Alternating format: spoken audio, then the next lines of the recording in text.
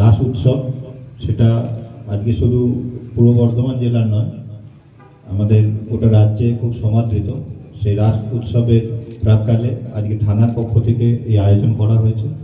Cyber crime আমরা সবাই জানি, আমরা সবার কাছেই কখনো কোনো SMS, কখনো কোনো মেল, কখনো কোনো কল এসছে, আমাদেরকে প্রলোভিত করার চেষ্টা করা হয়েছে, ভয় দেখানোর চেষ্টা করা হয়েছে। বিভিন্ন সাইবার ফ্রড যারা করে, তো এটা কিন্তু কন্টিনিউয়াসলি তারা চেষ্টা করে যায়।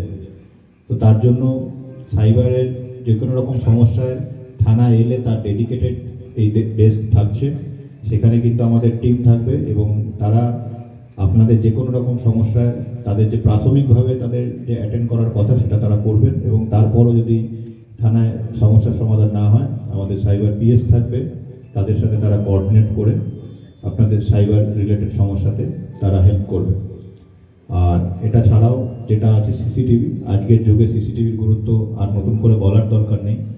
তো এটা আমার খুব ভালো লেগেছে, দুর্গাপুজোর সময় থেকেই এটা ভালো উদ্যোগ নেওয়া হয়েছে এবং এর আগেও থানাতে প্রায় 100-র উপর CCTV ছিল, তার সাথে এই নতুন করে এতগুলো 500-র উপর CCTV যে সংযোজন হলো, এটা আশা করি আমাদের পুলিশিংয়ের পরিষেবার ক্ষেত্রে আমাদের যেন হেল্প করবে, তেমনি নাদনঘাট থানার যারা সহনাগরিক রয়েছেন, যারা এখানে আসেন বা কর্মসূত্রে আছেন বা থাকেন, তাদের সবার এটা নিরাপত্তায় কিন্তু এটা খুব গুরুত্বপূর্ণ অবদান রাখবে।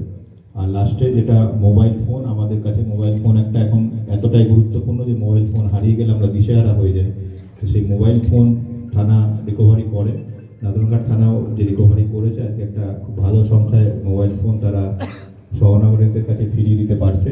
এটা একটা আমাদের কাছেও খুব ভালো লাগার ব্যাপার এবং আশা করব এই আগামী রাস উৎসব খুব ভালোভাবে হবে এবং আপনারা সবাই এই রাস উৎসব এবং তার পরবর্তীকালেও নাদনঘাট থানার থেকে যে পুলিশি পরিষেবা, সেখানে আপনারা উন্নত পরিষেবাই পাবেন।